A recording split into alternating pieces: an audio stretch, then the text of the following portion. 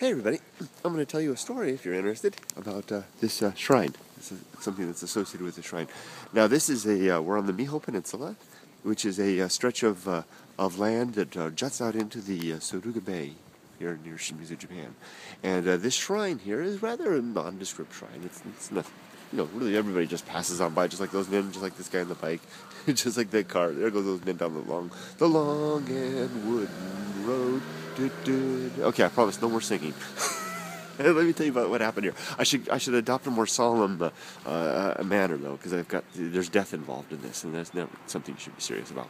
Okay. Now, take yourself back to the end of the Edo period. The Edo period being the period from 1600 to 1868, when Japan's feudal period, run by the Tokugawa shogunate, and the long series of shoguns that basically ran, the Tokugawa shoguns. The last one of them, I love stuff like that. The last one of them was a guy named Tokugawa Yoshinobu. Not Yoshinoya. That's a fast food place. Tokugawa Yoshinobu.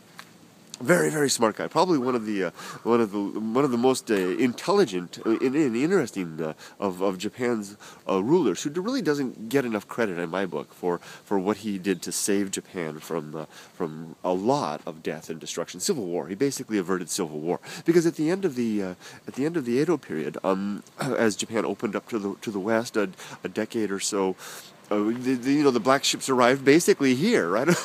Black ships, Commodore Perry's black ships arrived over there, across the water over there in Izu, and they arrived and they heralded the opening of Japan. And there were a lot of folks wanted to open Japan to the outside world, and a lot didn't. And there were two camps that basically arose: one for the basically supporting the emperor, and the other supporting the traditional ways with the old shogun as the old Yoshinobu as the ruler.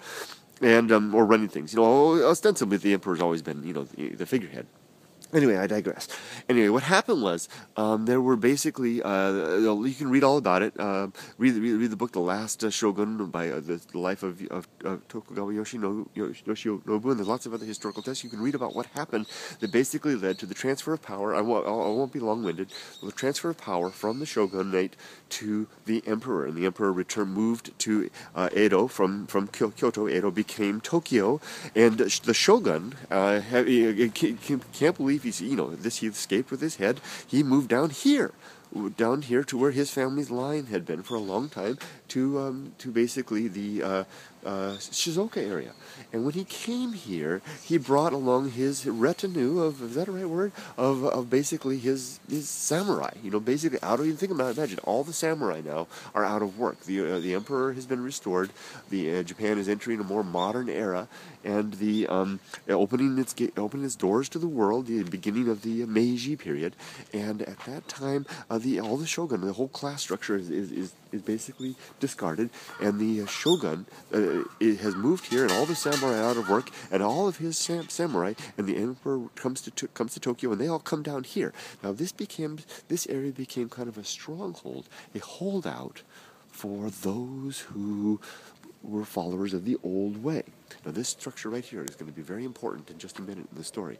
Isn't this cool? It's like a Christmas tree, but it's all Japanese prayer ropes, prayer papers.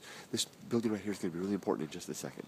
Now, the Shinto infrastructure, it was now the emperor was basically the leader of the Shinto faith. This is a Shinto shrine that we're in. Now, imagine all these out of work samurai, guys that basically had been on top forever, came down here. They have no more work. They have to find another way to make do. Let's go back this way. Find another way to make do with things.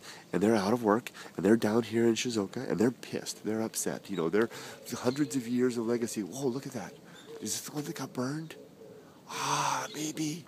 I heard that some punks, some 18-year-old kids on a lark, came down here in one of the shrines down here and burned down one of the shrines about 3 months ago. This might be the one that they burned down. Can you believe that? You just don't imagine that happening in Japan. The 18-year-olds, they were asked why they did it. They said because they thought it would be fun to burn a shrine down. And I think this might be the one that they burned down. Isn't that a shame? So anyway, they've been caught, and 8-year-old high school kids, basically. Anyway, back to my story. So you've got all these out-of-work samurai that are down here, moved down here, that don't have any business, and they're mad because their way of life is over. Their way that they've done things forever is finished, and they're mad.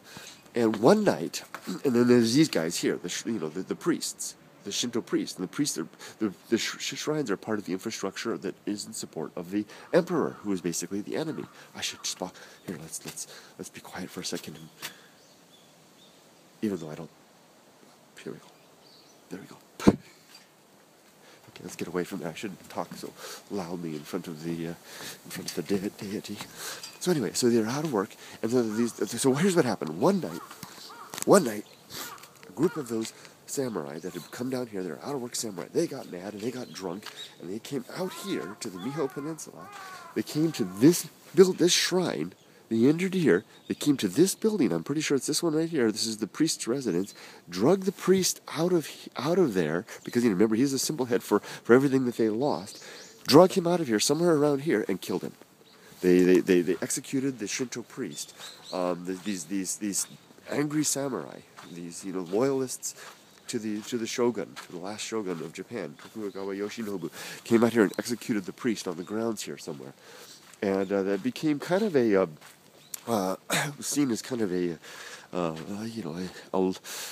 release of anger, pent-up frustration. This is curious. Look at this. What is this? A shrine of ladles? Very interesting indeed. Yeah.